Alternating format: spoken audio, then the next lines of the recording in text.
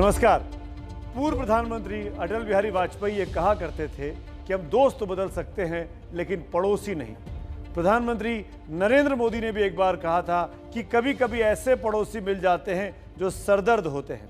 भारत के लिए चीन और पाकिस्तान दो ऐसे पड़ोसी हैं जो सिरदर्द बने हुए हैं। मैं हूं आपके साथ सुमित अवस्थी और आप इस वक्त देख रहे हैं इंडिया चाहता है।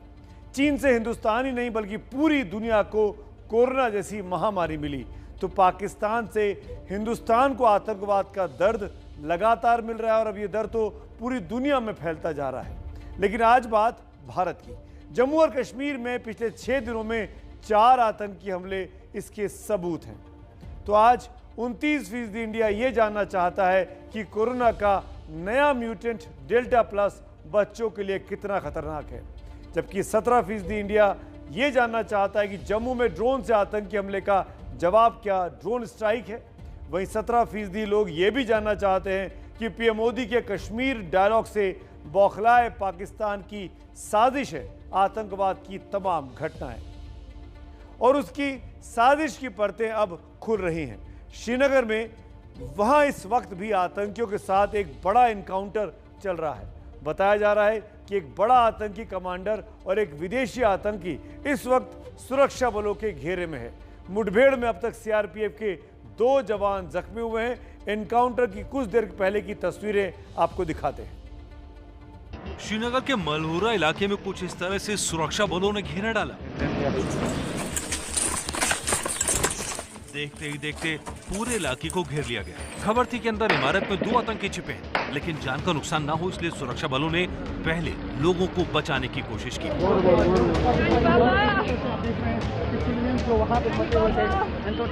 ये देखिए किस तरह इमारतों को खाली कराया गया, लोगों को सुरक्षित जगहों पर भेजा गया। लेकिन आतंकियों को यह मंजूर नहीं था। वो लोगों को ही ढाल बनाना चाहते थे, इसलिए आतंकियों की तरफ से पता चला कि रिहायशी इलाके में 2 आतंकी छिपे हुए हैं, जिसमें एक विदेशी आतंकी और एक आतंकियों का बड़ा कमांडर भी है। इसी के बाद डेरा डाल दिया गया और आतंकी को जिंदा या मुर्दा पकड़ने की कोशिशें जारी हैं। आपने गौर किया होगा, जब से भारत सरकार ने दिल्ली से न्योता भेजा कश्मीर के नेताओं को कि आके बातचीत करिए, उन नेताओं ने न्योते को स्वीकारा, बातचीत हुई और कुल मिलाकर ये लगने लगा है कि अब राजनीतिक प्रक्रिया बहुत जल्दी श्रीनगर में, जम्मू कश्मीर में शुरू होने वाली है। तभी से ये आतंकी बेचैन है। जहां श्रीनगर में आतंकियों को ढेर करने के लिए एनकाउंटर इस वक्त भी चल रहा है, पिछले 6-7 दिनों में घाटी में अचानक आतंकी हरकतें तेज होती देखी गई हैं। आप देखिए तो पिछले 6 दिन में ही आतंकवादियों ने 4 आतंकी हमलों को अंजाम दिया है। नौगाम से लेकर पुलवामा तक सारी आतंकी घटनाएं उस दौर में हुई हैं जब नया कश्मीर बनाने के लिए प्रधानमंत्री मोदी जम्मू और कश्मीर के नेताओं के साथ बात कर रहे थे। कश्मीर के लिए नया रोड मैप तैयार किया जा रहा है। कश्मीर और कश्मीरियों को शांति और विकास के रास्ते पर लाने की कोशिश में हर तरफ की ताकतें इस वक्त लगी हैं। वहीं पर आतंकी बेचैन हैं। जम्मू और कश्मीर में आतंकवाद का खतरा इतना बड़ा है कि 24 घंटे के अंदर पुलवामा में आतंकवादियों ने एक कायराना हरकत की। आतंकियों ने न सिर्फ पूर्व एसपीओ की हत्या कर दी, बल्कि उनकी पत्नी और बेटी को भी बेरहमी से भून डाला। इस घटना पर पूरा देश गमगीन है, पलकें भीगी हैं और सबकी एक ही मांग है कि मरहूम को इसमें इंसाफ मिलना चाहिए।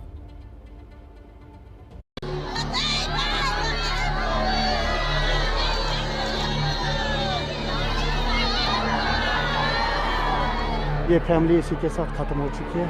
इनका अब कोई सहारा नहीं है। ये आंसू हिसाब मांगते हैं।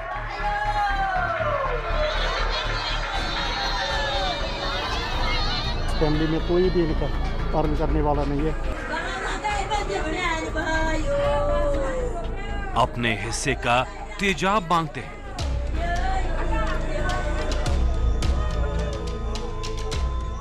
किसी जांबाज की शहादत पर उमड़े ये आक्रोश के आंसू है, जो तेजाब बनकर पाकिस्तान की आतंकी हरकतों को जला डालने का दमखम रखते हैं।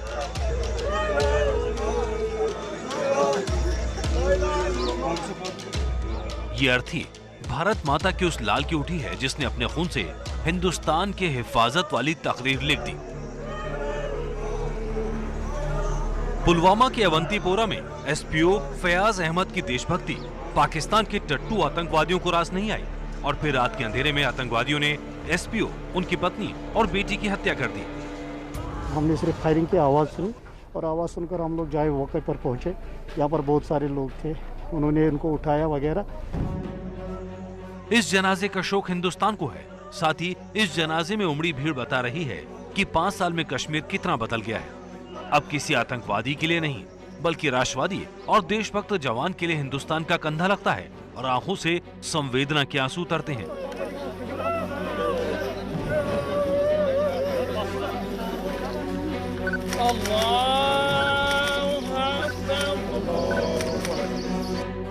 ये देशभक्त का परिवार है, जहां पिता कश्मीर की हिफाजत में लगे थे तो बेटा लियाकत राष्ट्रीय राइफल्स में सरहद पर हिंदुस्तान की हिफाजत करता है।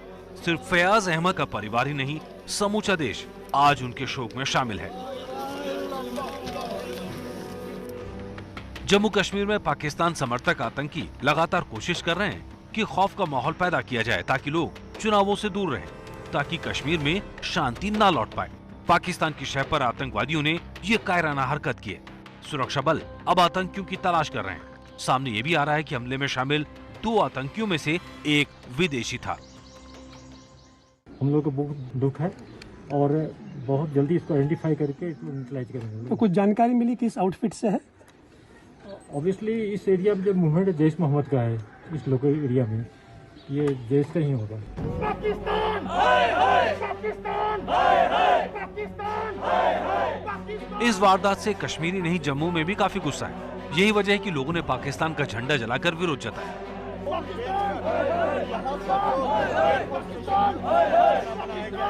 यहाँ पर लगातार प्रदर्शन हो रहा है पाकिस्तान के खिलाफ।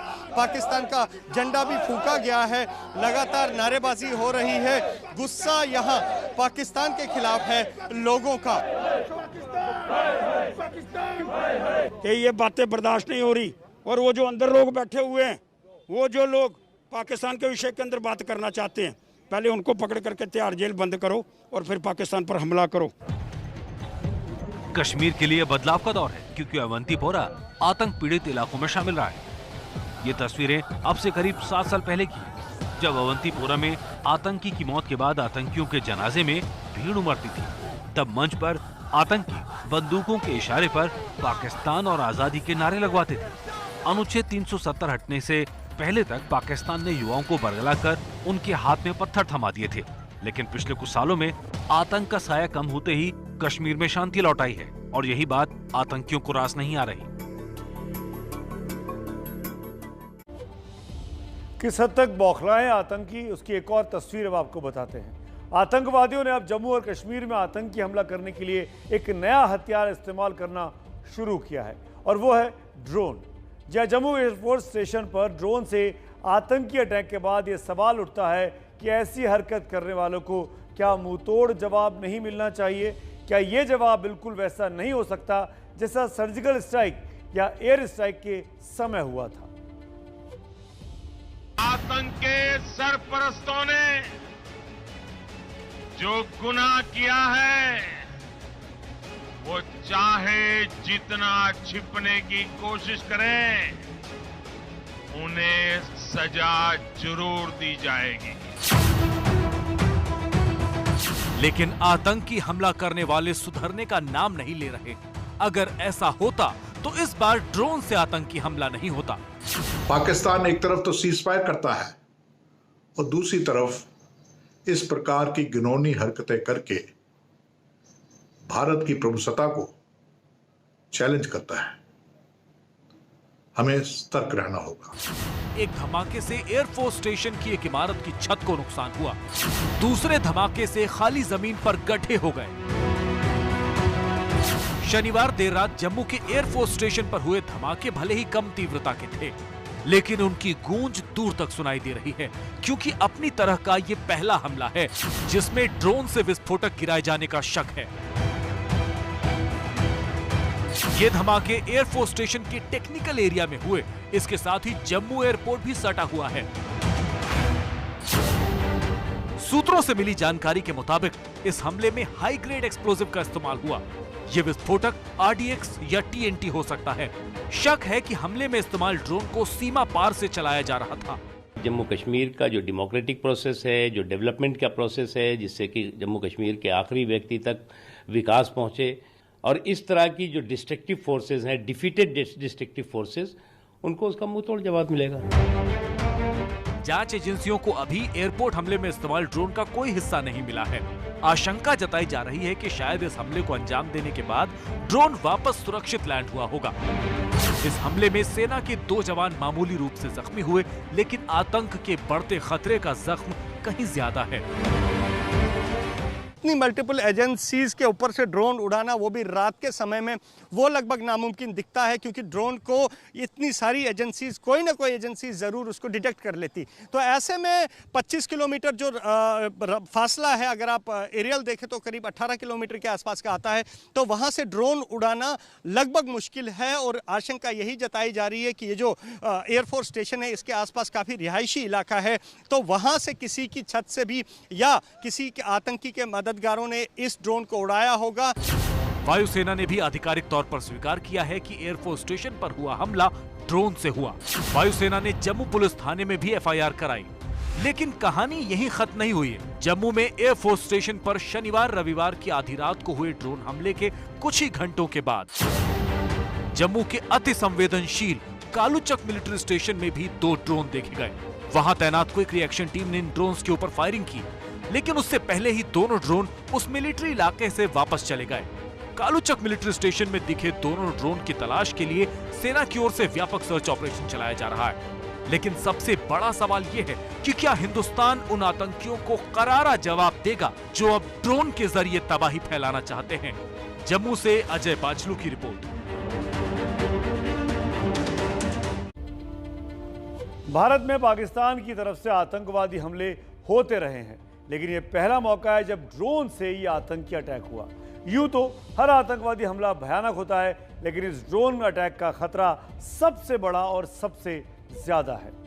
ड्रोन से साधारण बम ही नहीं बरसाए जा सकते, बल्कि इनसे जैविक और रासायनिक हमले भी किए जा सकते हैं। करीब 25 साल पहले जापान के एक आतंकवादी संगठन ने ड्रोन से सरीन गैस फैलाने का प्लान बनाया था।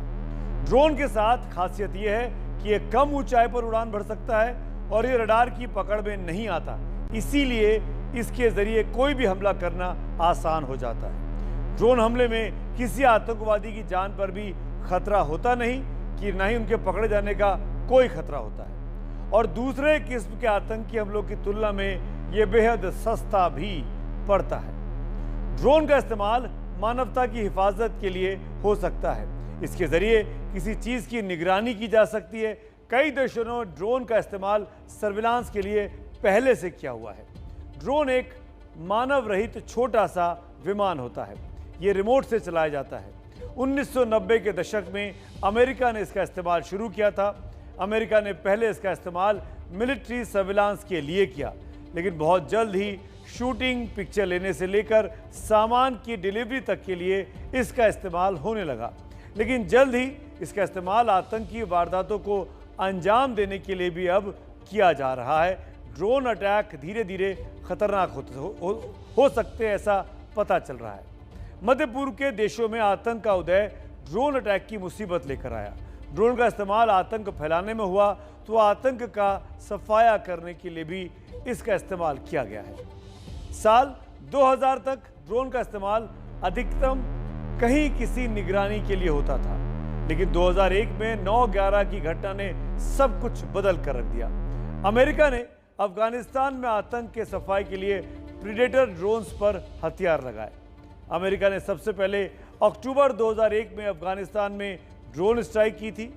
बाद में अमेरिका ने Iraq, Pakistan, Yemen, Libya, Syria पर भी ड्रोन अटैक किए हैं। दूसरी तरफ इराक के आतंकवादी संगठन ISIS यानी ISIS ने भी छोटे ड्रोन का इस्तेमाल हमलों के लिए किया है। मौसूल की जंग में बगदादी के आतंकी संगठनों ने ड्रोन से ग्रेनेड्स बरसाए थे। अब भारत में ड्रोन से आतंकी हमले दुश्मनों का इलाज मांग रहे हैं। वैसे भारत के साथ पाकिस्तान एक लड़ाई संयुक्त रूप से लड़ने जा रहा है, वो है टिड्डियों के सफाई की। उससे पाकिस्तान में भी बहुत भारी मात्रा में फसल बर्बाद होती है। अब देखिए कि पाकिस्तान को फसल जब दिखती है लेकिन आतंक नहीं दिखाई देता जो बेगुनाहों का खून बहाता है। जब टिड्डी पाकिस्तान की फसल बर्बाद करते हैं तो पाकिस्तान को भारत की मदद की दरकार होती है, लेकिन जब पाकिस्तान के पोषित आतंकवादी भारत में आकर हमला करते हैं तो पाकिस्तान आंखें मूंद लेता है। टिड्डियों का यह आतंक भारत भूला नहीं है।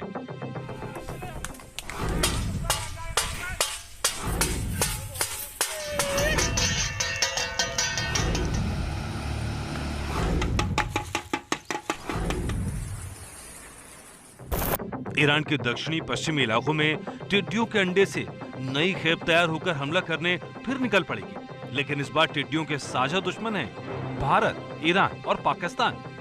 जी हां, आपने सही सुना, टिड्डियों से निपटने के लिए पाकिस्तान भारत के साथ हाथ मिला चुका है। दोनों सरकारों ने मिलकर लोकस्ट वार्निंग ऑर्गेनाइजेशन तैयार किया है जो टिड्डियों के खात्मे के लिए एकजुट है। टिड्डियों के हमले पर नजर रखने वाली संयुक्त राष्ट्र की खाद्य एवं कृषि संस्था के वरिष्ठ लोकस्ट फोरकास्टिंग ऑफिसर कीथ क्रेसमान ने भी इसकी तारीफ की है। टिड्डियां कितनी खतरनाक हैं, इसका अंदाजा आप इस बात से लगा सकते हैं कि टिड्डियों का झुंड एक दिन में 35 लाख लोगों का भोजन चट कर जाता है। पाकिस्तान पहले से ही कंगाली के कगार पर है, इसलिए जब फसलों की बारी आई तो पाकिस्तान भारत के साथ आ गया, लेकिन जब खून बहाने की बारी आती है तो पाकिस्तान की अपनी ढपली और अपना राग होता है। अवंतीपुरा केस में भी विदेशी आतंकी का हाथ था, तो जम्मू ड्रोन अटैक में भी सीमा पार से साजिशों के तार जुड़ रहे हैं। ऐसे में सवाल पूछा जा रहा है, आखिर कब तक एक तरफ बातचीत होती रहेगी और दूसरी तरफ आतंक फैलाने की छूट दी जाती रहेगी। ये तो पुलवामा की तरह हमला हुआ है जम्मू के एयरपोर्ट के ऊपर। इसकी जिम्मेदारी भारत सरकार के ऊपर आती है, मोदी सरकार पर आती है। क्या बातचीत कर रही है सरकार? ये यूनाइटेड अरब एमिरेट्स ने बातचीत करवाई भारत की और पाकिस्तान की, ये बातचीत करवाई कि हमारे जम्मू पे हमला हो जाए। आतंक को खत्म करना पाकिस्तान के पक्ष में है। भारत की तरफ से बार बार चेतावनी जारी हो रही है, लेकिन यदि हमको किसी ने आंख दिखाने की कोशिश की है तो उसका मुंह तोड़ जवाब देने की कुव्वत भी हमने अपनी दिखाई है। यह भारत के अंदर वो कुव्वत है। हम किसी को आंख दिखाते नहीं, लेकिन किसी का आंख दिखाना भी हमें किसी भी सूरत में मंजूर नहीं। अगर पाकिस्तान ने आतंक के खात्मे के लिए हाथ मिलाया तो उसी का फायदा है, नहीं तो आने वाले दशकों में पाकिस्तान और भी कंगाली की हालत में पहुंच जाएगा, जहां एक तरफ टिड्डियों का दर उसे खाएगा तो दूसरी तरफ आतंक की घुन उसे खोखला करती रहेगी। तो आपने देखा कि पाकिस्तान का आतंक कितना बड़ा नासूर बन चुका है। अब आप देखिए कि चीन से शुरू हुआ कोरोना कैसे दिन पर दिन और खतरनाक होता जा रहा है, खासकर अब हमारे बच्चों के लिए। महाराष्ट्र में दूसरी लहर में बच्चे किस कदर प्रभावित हुए हैं, ये बात बीएमसी के एक सर्वे में सामने आई है। तीसरी लहर की तैयारी के लिए बीएमसी ने यह सर्वे कराया था। इस सीरो सर्वे में ये पाया गया, ग्राफिक्स को ध्यान से देखिए, मुंबई के 50% से ज्यादा बच्चों में एंटीबॉडीज पाई गई हैं, यानी वो संक्रमित हुए थे। इसमें 10 से 14 साल की उम्र के बच्चे सबसे ज्यादा संक्रमित हुए, इनका आंकड़ा 53% का है। 1 से 4 साल की उम्र के बच्चे 51% संक्रमित हुए, जबकि 5 से 9 साल की उम्र की करीब 47% बच्चों में कोरोना की एंटीबॉडीज मिली है। 15 से 18 साल की उम्र के जिन बच्चों में एंटीबॉडीज मिली हैं उनकी संख्या 51% है।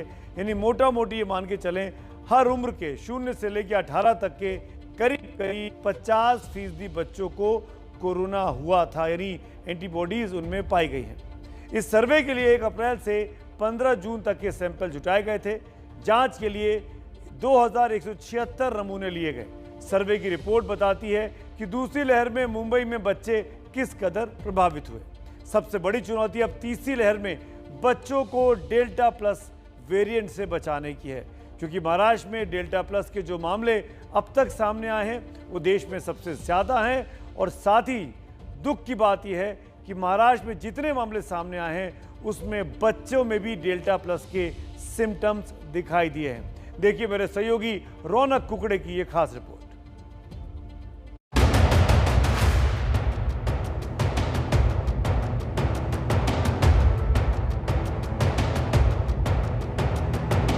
तो 74 जिले हमारे ऐसे हो चुके हैं जिनमें कि हमें वेरिएंट ऑफ कंसर्न प्रभावित रूप से मिला है।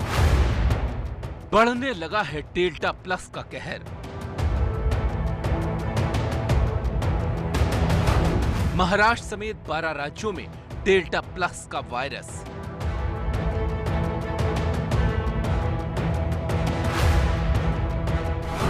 महाराष्ट्र में डेल्टा प्लस के सबसे ज्यादा 21 मरीज।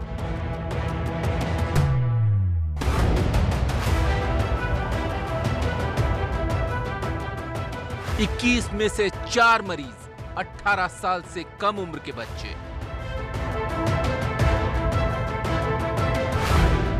तो आप देखिए कि डेल्टा प्लस का खतरा हिंदुस्तान के भविष्य की तरफ बढ़ रहा है।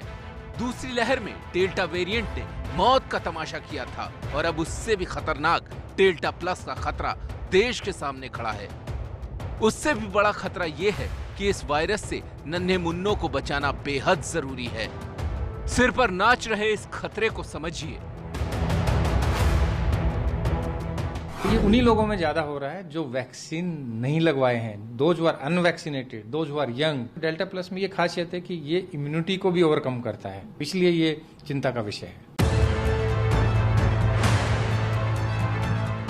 महाराष्ट्र में डेल्टा प्लस के 21 मरीजों में सिर्फ एक शख्स ने वैक्सीन का पहला डोज लिया था, लेकिन गौर करने लायक बात यह है कि इनमें से 4 मरीज 18 साल की उम्र से कम हैं। महाराष्ट्र में डेल्टा प्लस वेरिएंट के 21 मामले आए।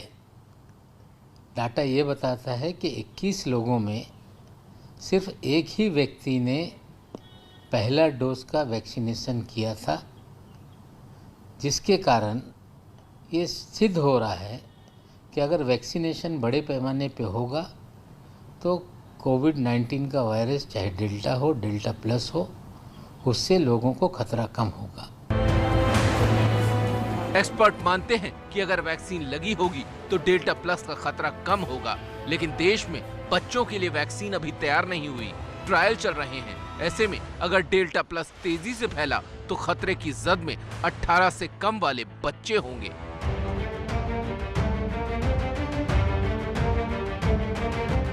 स्वास्थ्य विभाग पहले ही डेल्टा प्लस को वायरस ऑफ कंसर्न बता चुका है, जो ज्यादा संक्रामक भी है और घातक भी। अब सवाल ये है कि डेल्टा प्लस का संक्रमण बढ़ा तो बच्चों को कैसे बचाया जा सकेगा, क्योंकि वैक्सीन आने में अभी वक्त है। एबीपी न्यूज के लिए मुंबई से रौनक कुकड़े की रिपोर्ट।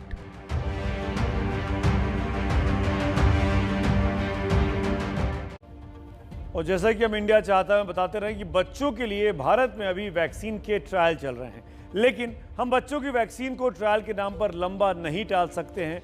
देश में 18 साल की उम्र तक के बच्चों की उम्र, उनकी तादाद 51 करोड़ 48 लाख है। अगर सरकार चाहे तो विदेशों से वैक्सीन मंगवाकर 1 सितंबर से इसको लगवाना शुरू कर सकती है। ज़ायडस कैडिला ने भी कहा कि अगस्त तक उसकी वैक्सीन बच्चों के लिए आ सकती है। अगर रोजाना 50 लाख लोगों को वैक्सीन दी जाएगी तो 51.5 करोड़ बच्चों तक वैक्सीन पहुंचने में 103 दिन यानी करीब 3.5 महीने का वक्त लग सकता है। और अगर सितंबर से बच्चों की वैक्सीन शुरू होती है तो 15 दिसंबर तक सारे बच्चे जो 18 साल से कम उम्र के हैं उनको वैक्सीनेट किया जा सकता है। यानी ये ऐसा काम है जो आपके हाथ में है, आप चाहें तो कर सकते हैं। लेकिन अभी ये मुमकिन नहीं दिखाई देता, लेकिन अभी ट्रायल में लंबा वक्त लग सकता है। जैसा कि मैंने कहा कि जुलाई अगस्त तक ज़ायडस कैडिला की पहली वैक्सीन बच्चों के लिए आने की संभावना ही जताई जा रही है। तब तक अपने बच्चों की हिफाजत के लिए आपका भी सुरक्षित रहना बहुत ज़रूरी है, बच्चों के साथ साथ। इसके लिए आप और आपके बच्चों को मास्क पहनकर रखना है, जो कि हम लगातार कहते आ रहे हैं। आप खुद मास्क पहनिए, दूसरों को मास्क पहनने के लिए प्रेरित कीजिए और एबीपी न्यूज़ की इस मुहिम #मास्कअपइंडिया को इसी तरीके से अपनी तस्वीरें भेजकर सफल बनाइए। हम ये मान के चलते हैं कि ये तस्वीरें सिर्फ तस्वीरें दिखाने के लिए नहीं भेजी जा रही, बल्कि आप असली कोरोना योद्धा हैं और आपने मास्क पहने रहने का प्रण किया है। और अब जब देश में अनलॉक हो रहा है, चीज़ें खुल रही हैं, इस वक्त में मास्क और ज़्यादा ज़रूरी है। तो फिलहाल वक्त हो रहा है एक ब्रेक का, लेकिन ब्रेक के बाद जब लौटेंगे तो आपको दिखाएंगे वो चीज़ जिसका आपको इंतज़ार है। बीजेपी इस बार 17 जिला पंचायत अध्यक्ष का चुनाव निर्विरोध जीतती हुई साफ दिख रही है। तो क्या इसका असर अगले विधानसभा चुनाव पर पड़ेगा? ये जानने के लिए आपको ये डेटाबेस रिसर्च जरूर देखना चाहिए। अब आपको इसकी इस तरीके से समझिए कि 2016 में यूपी के जिला पंचायत चुनावों में समाजवादी पार्टी की जमकर धूम थी। उस वक्त अखिलेश यादव की सरकार थी, लेकिन 2017 के विधानसभा चुनाव में अखिलेश की पार्टी धड़ाम से गिरी थी और जब उनको बहुमत मिल रहा था उस वक्त 2016 में तमाम पंचायतों में, वो 2017 में विधानसभा में नहीं दिखा था। बात करते हैं 2018 की। पश्चिम बंगाल में जिला परिषद अध्यक्षों का चुनाव हुआ, उसमें खूब धांधली, खूब तरह की गुंडागर्दी, दबंगई के आरोप लगे। आलम यह था कि सुप्रीम कोर्ट को उस वक्त दखल देना पड़ा था। वहां पर ममता दीदी की सरकार थी। टीएमसी को ज्यादा जिला परिषद अध्यक्ष चुनाव जीत गए थे, लेकिन उसके बाद 2019 के लोकसभा चुनाव हुए और लोकसभा चुनावों में बीजेपी ने पहली बार टीएमसी को धक्का पहुंचाया और वहां पर अपनी मौजूदगी पश्चिम बंगाल में जाहिर की। अब यूपी में इस बार जिला पंचायत अध्यक्ष के चुनाव चल रहे हैं। 3 जुलाई को नतीजे आ जाएंगे। अब अभी तक तो 17 जगह पर बीजेपी के लोग निर्विरोध चुन गए हैं, लेकिन सवाल ये कि क्या जिस जगह पर विरोधी पार्टियां नॉमिनेशन नहीं कर पा रही हैं, क्या ये बीजेपी की वाकई में बड़ी जीत है? क्योंकि 2021 में अभी बीजेपी की धूम है, क्या यही नतीजे 2022 में भी दिखाई देंगे? देखिए, लखनऊ से मेरे सहयोगी रणवीर और संजय त्रिपाठी की एक खास रिपोर्ट कि जिला पंचायत के चुनावों का विधानसभा चुनावों से कनेक्शन क्या है।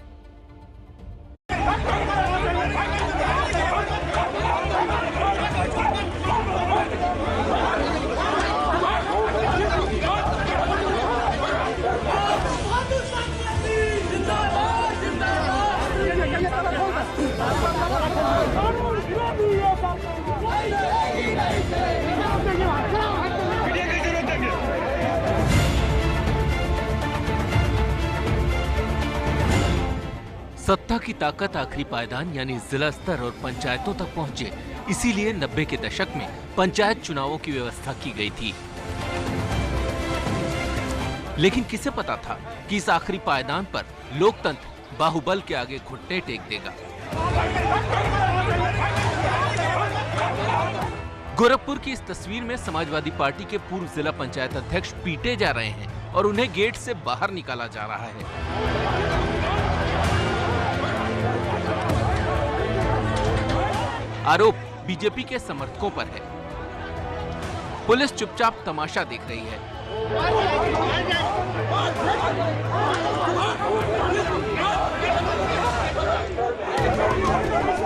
मामला 26 तारीख का है, जब जिला पंचायत अध्यक्ष पद के लिए गोरखपुर में नामांकन हो रहा था।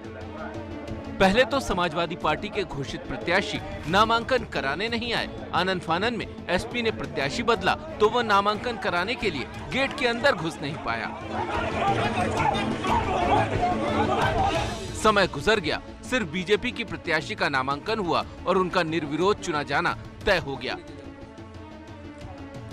मामला खत्म नहीं हुआ, आरोप प्रत्यारोप जारी हैं। गोरखपुर जिला प्रशासन के लोगों ने जगह जगह हमको जबरन रोकने का काम किया। बहुत मुश्किल से हम लड़ते झगड़ते जब गेट पर पहुंच पाए तो गेट पर हमको 2 घंटा तक रोकने का काम किया गया और अंदर जनता पार्टी के जो प्रत्याशी हैं उनके गुट कई सौ की संख्या में मौजूद थे, जो वांटेड अपराधी टाइप के लोग हैं। यही तिया पांचा करते रहते हैं ना, इसीलिए लोगों की ये हालत है। ये पार्टी ने हमेशा एक झूठ की राजनीति की है, एक माफियागिरी की राजनीति की है। यूपी में 75 जिला पंचायत अध्यक्ष सीटों पर चुनाव हो रहे हैं। नामांकन के दिन ही 18 सीटों के नतीजे साफ हो गए हैं। 17 सीटों पर बीजेपी प्रत्याशी की निर्विरोध जीत तय हो गई। इटावा की एक सीट पर समाजवादी पार्टी की जीत तय है। 12 सीटों पर एसपी प्रत्याशी पर्चा भी दाखिल नहीं कर पाए। 4 सीटों पर प्रत्याशियों का नामांकन खारिज हो गया। अब जहां जहां समाजवादी पार्टी के प्रत्याशी नामांकन दाखिल नहीं करा पाए, वो बीजेपी पर सत्ता के गलत इस्तेमाल का आरोप लगा रहे हैं। इंस्पेक्टर ने जाके मेरे घर पे पहले जाके मेरे पापा को मारा, पापा फिर भैया को मारा, मामा को भी पीटा और ये कहा कि अगर आप भाजपा को वोट नहीं दोगी तो हम तुम्हारे घर में जितने मेंबर्स हैं सब पे 302 का मुकदमा लगाएंगे। भारतीय जनता पार्टी के लोगों ने और पुलिस प्रशासन के लोगों ने उसको कैद कर रखा है। भारतीय जनता पार्टी चाहती है, क्योंकि उन पर संख्या बल नहीं है, वो सत्ता के बल पर चुनाव जीतना चाहती है। आज ये हालत उस समाजवादी पार्टी की है जिसने 5 साल पहले जिला पंचायत की 74 सीटों में 59 सीटें जीती थी। इनमें से 36 सीटों पर एसपी प्रत्याशी निर्विरोध निर्वाचित हुए थे। लेकिन साल भर के अंदर 2017 में विधानसभा चुनाव हुए तो समाजवादी पार्टी कहीं की नहीं रही। मायावती इसी गणित को भिड़ा रही हैं कि सूबे में सत्ता होगी तो जिला पंचायत ऐसे ही मुट्ठी में होगी। अब बीजेपी भी वही तौर तरीके व शैली आदि अपना रही है जो पूर्व में समाजवादी पार्टी भी अपनी सरकार के दौरान अपनाती रही है। इसलिए बीएसपी ने इस समय प्रदेश में हो रहे जिला पंचायत अध्यक्ष के चुनाव को नहीं लड़ने का फैसला लिया है। जिला पंचायत चुनाव किसी एक राज्य में नहीं बल्कि लगभग हर राज्य में ऐसे ही होते आए हैं। 2018 में बंगाल के पंचायत चुनाव में ममता की तूती बोल रही थी, लेकिन एक साल बाद लोकसभा चुनाव में बीजेपी गर्दन पर जा बैठी। तो साफ है कि पंचायत चुनावों के नतीजे जिले में खुशी नाखुशी दे सकते हैं, लेकिन असली डंका उसी का बजेगा जिसको विधानसभा चुनावों में जीत मिलेगी। एबीपी न्यूज के लिए लखनऊ से रणबीर के साथ संजय त्रिपाठी की रिपोर्ट। पश्चिम बंगाल के चुनाव निपट चुके और लोकसभा के बाद अगर किसी चुनाव पर लोगों की सबसे ज्यादा नजर रहती है तो वो है उत्तर प्रदेश का विधानसभा चुनाव। इसीलिए चुनाव भले 7 महीने की दूरी पर खड़ा हो, लेकिन चुनावी बिसात बिछाई जा रही है। एबीपी न्यूज को एक्सक्लूसिव जानकारी मिली है कि कौन सी पार्टी गठबंधन बनाकर इस बार चुनाव लड़ रही है और किसके साथ चुनाव लड़ रही है और कितनी सीटों पर वो चुनाव लड़ रही है। एग्जैक्ट आंकड़े अब आपको बताते हैं। उत्तर प्रदेश की बात करें तो यहाँ कुल 403 सीटें हैं। बीजेपी जो कि सत्तारूढ़ पार्टी है, छोटी पार्टियों के साथ गठबंधन किया है, 375 सीटों पर बीजेपी चुनाव लड़ेगी ऐसा अनुमान है, जबकि निषाद पार्टी और अपना दल जैसे सहयोगियों के लिए वो 28 सीटें छोड़ सकती है। बीएसपी अकेले चुनाव लड़ने वाली, यानी सभी 403 सीटों पर बीएसपी अकेले चुनाव लड़ेगी। मायावती ने आज इसका ऐलान भी किया। समाजवादी पार्टी इस बार किसी बड़ी पार्टी से गठजोड़ नहीं कर रही है, पिछली बार कांग्रेस से किया था, बल्कि आरएलडी समेत कुछ छोटे दलों के साथ एरिया के हिसाब से वो गठबंधन करेगी। एबीपी न्यूज को जो जानकारी मिली है उसके मुताबिक सपा खुद 263 सीटों पर चुनाव लड़ सकती है, जबकि सहयोगियों के लिए वो 40 सीटें छोड़ सकती है। वहीं एमआईएम के असदुद्दीन ओवैसी भी 100 सीटों पर चुनाव लड़ने वाले हैं। कांग्रेस के रुख को देखकर लगता है कि वो भी बीएसपी की तरह सभी सीटों पर अकेले चुनाव लड़ेगी, यानी कुल 403 सीटों पर कांग्रेस अपने प्रत्याशी उतार सकती है।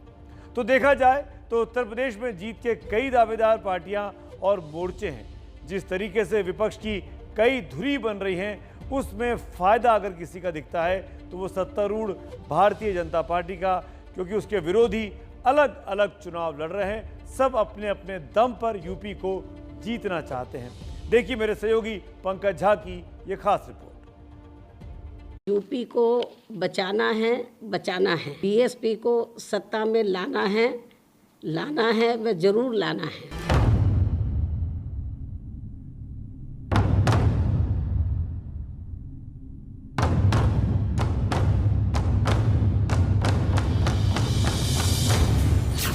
7 महीने पहले ही मायावती ने साफ कर दिया कि वो 2007 वाले फॉर्मूले पर ही 2022 का चुनाव लड़ेंगी। मायावती तब भी अकेले चुनाव में उतरी थी, इस बार भी अकेले जा रही हैं। फॉर्मूला वही है, दलित प्लस मुसलमान प्लस ब्राह्मण। सर्वजन को बचाना है। बीएसपी को सत्ता में लाना है व जरूर लाना है। यही समय व प्रदेश की आम जनता की मांग भी है। हालांकि 2007 वाले फॉर्मूले में थोड़ा बदलाव होने की खबर थी। मायावती की पार्टी हैदराबाद वाले ओवैसी के साथ मिलकर जय भीम जय मीम का समीकरण तैयार करना चाहती थी, लेकिन बात बनी नहीं। शायद दोनों पार्टियों के नेताओं की सीटों को लेकर महत्वाकांक्षाएं एक दूसरे से टकराने लगी। और हमारे पार्टी के यूपी के प्रेसिडेंट ने इस बात का ऐलान भी किया कि हम एमआईएम पार्टी आने वाले 2022 के असेंबली चुनाव में हम 100 असेंबली सीट पर इंतखाबात में हिस्सा लेंगे। ओवैसी ने बिहार चुनाव से ही एक फॉर्मूला बनाया है कि राज्य में जो अहम किरदार वाली पार्टियां नहीं हैं, उन छोटे छोटे दलों के साथ शामिल हो जाओ। बिहार में उपेंद्र कुशवाहा और मायावती की पार्टी थी, तो यूपी में ओवैसी ने राजभर वाले ओम प्रकाश राजभर से हाथ मिलाया। बीजेपी से खार खाए राजभर ओवैसी से गठबंधन में अपार संभावनाएं देख रहे हैं। माननीय ओवैसी जी ने साफ साफ कहा है कि हम मोर्चे में रहेंगे, अब मोर्चे में जो भी सीट हमको मिलेगी हम वो सीट लड़ेंगे। पिछले विधानसभा चुनाव में राजभर बीजेपी के साथ मिलकर चुनाव लड़े थे, लेकिन बीजेपी से उनका लंबा निभा नहीं। अब उनका सिर्फ और सिर्फ एक ही मकसद है, बीजेपी को हर हाल में हराना। तो बीजेपी का मकसद है कि हर हाल में अपनी सत्ता को बचाना, जो 14 साल के वनवास के बाद मिली थी। सत्ता बजाए रखना बीजेपी की चुनौती है, तो उसके अंदर कई और छोटी छोटी चुनौतियां घूम रही हैं। उनमें से एक तो छोटे छोटे दलों की बड़ी बड़ी उम्मीदें हैं, जिसके चक्कर में राजभर ने रास्ता बदल लिया। इसलिए बीजेपी अपना दल से लेकर निषाद पार्टी को बांधे रखना चाहती है, तो दलित वोट की मंजिल तक अंबेडकर की 25 फीट ऊंची प्रतिमा की उंगली पकड़कर पहुंचना चाहती है।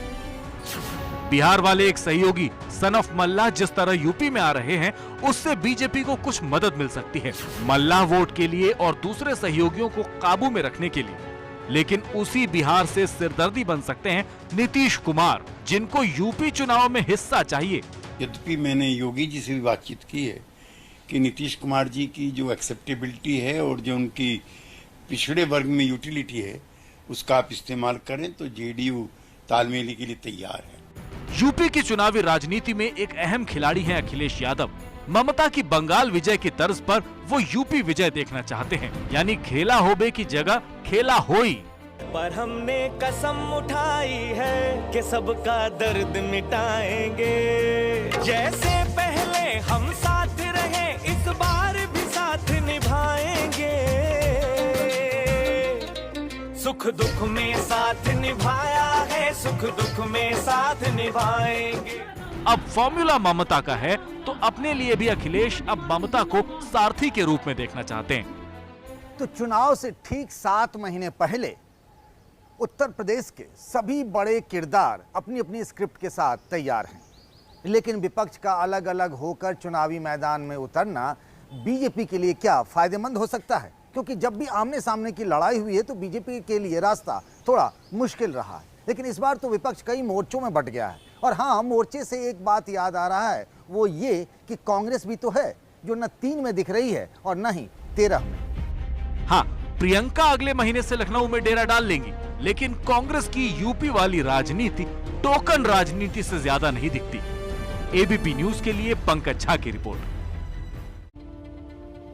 बंगाल में ममता ने किया था खेला होबे, अब उत्तर प्रदेश में अखिलेश यादव खेला हुई का नारा उछाल रहे हैं, यानी यूपी के चुनाव पर भी बंगाल की छाप दिख सकती है। दूसरी तरफ आम आदमी पार्टी भी चुनाव लड़ने का मन बना रही है। अब चुनाव तक यूपी में नए नए समीकरण और गणित बनते रहेंगे।